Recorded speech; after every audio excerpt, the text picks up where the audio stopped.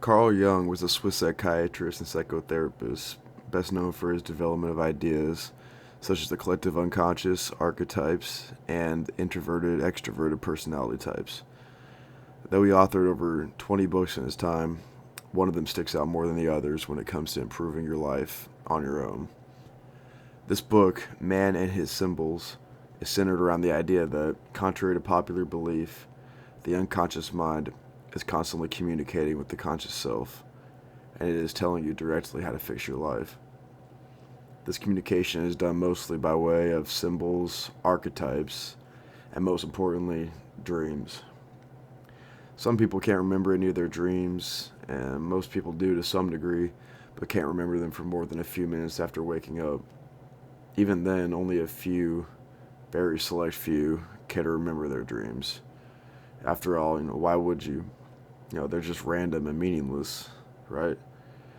Well, I'm here to tell you this cannot be further from the truth. And by the way, if you think you aren't having any dreams, I promise you, you're just smoking too much weed before bed.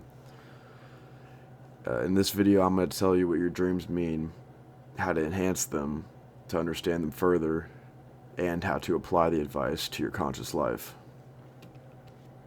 Now, first of all, if you don't believe you have any dreams, you don't have to stop smoking weed, although that would definitely help. If you're ready to start getting advice from your subconscious, no matter who you are, grab a notepad and follow what I'm about to say. Even if you aren't frequently having dreams right now, think back to the last dream you can remember anything at all about. And I know there's one. If you're having dreams right now, it's probably pretty easy. But I'm sure this dream probably includes something like, being chased or falling or having your teeth fall out, something along those lines. Probably along with a certain location that keeps coming up, or a certain animal or person, something like that. Now, I promise you, no matter how random it seems, every single aspect of the dream is meaningful in its own way. Now, once you remember one thing, it's very likely that many more will start to come back to you. And just let this happen. Just let it flow through you. If you start to remember more, and you think maybe you're making things up just so you can fill it in, or whatever, just keep going. That's fine. If your intuition's telling you it was in the dream, then that is your subconscious speaking to you directly. So once you start doing that, write down every part of the dream you can remember, and don't try to interpret it yet. Don't try to think about what it means until you've written down every part of the dream, just everything you can remember. Now, once you've done this, right next to each piece, the emotion it made you feel or is making you feel right now, or both. For many people, symbols like teeth falling out generally equates to feeling unheard when communicating in your life, or a loss of power or control, something like that. Something like being chased genuinely means you're avoided confronting your hidden nature, your shadow side, something repressed that really wants your attention. Whatever emotion leaves you with matters more than the symbol itself. The feeling is the actual message. The symbol is just the delivery method. So now here's a little creepy fun fact. Might help you understand your dreams a little bit better. Now, everyone in your dream is you. Every family member, stranger, animal, any of that is always a reflection of you, just different parts of yourself. The parts of yourself you repress will always show up in dreams, generally as threatening figures or enemies. Jung called this archetype the shadow. Now, recognizing your shadow instead of resisting leads to self-integration and less internal conflict in waking life. This is good. Two major archetypes in the dreams are the Anima and the Animus. Males have an inner feminine side. This is the Anima. and females have an inner masculine, or animus.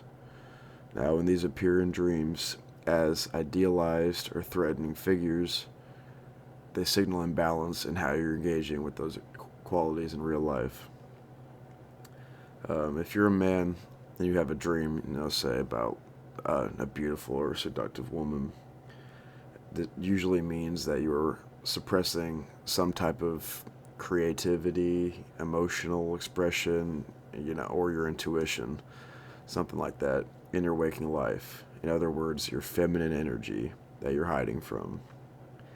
Now, practically speaking, fix is usually as simple as making space for things that you've deemed too emotional to acknowledge. Now, for a woman, the animus usually comes in dreams in the form of a powerful, authoritative, or maybe even aggressive man. And when he feels threatening, this usually means that she is suppressing her own assertiveness, logical thinking, or ambition in waking life. Now, the practical fix is equally straightforward. If you are a woman who is constantly second-guessing herself, shrinking in the face of confrontation, or dismissing, your own opinions before others can, your animus is there and is telling you what to do, pretty much. Give yourself permission to take up space. Make a decision without apologizing for it, or pursue something ambitious you've been quietly talking yourself out of. Dreams always compensate for what you ignore while awake. Now, to enhance your dreams further. Well, the good thing is that once you spend any amount of time studying your dreams and their meaning, your next dreams will be more vivid. And once you start listening to your subconscious and how to fix your life, it will speak up. And I'm not saying to do this here, but I'm also not advising against using dream-enhancing supplements like, melatonin, vitamin B6, something like that before bed. These will also help you fall asleep faster and with better quality.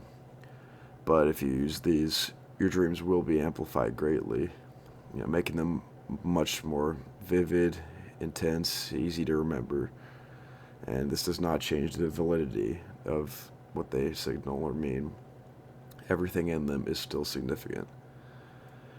And now, as I said before, reducing or stopping marijuana consumption will greatly improve your ability to interpret dreams, and therefore take your subconscious advice, but, that's up to you.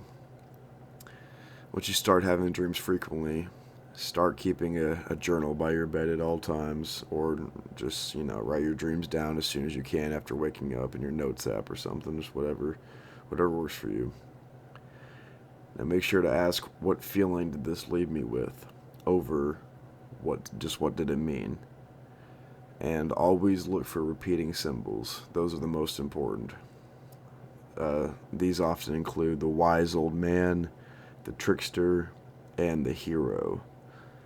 Now, by the way, the wise old man appears when you need guidance, representing the part of you that already knows the answer if you'd stop ignoring it.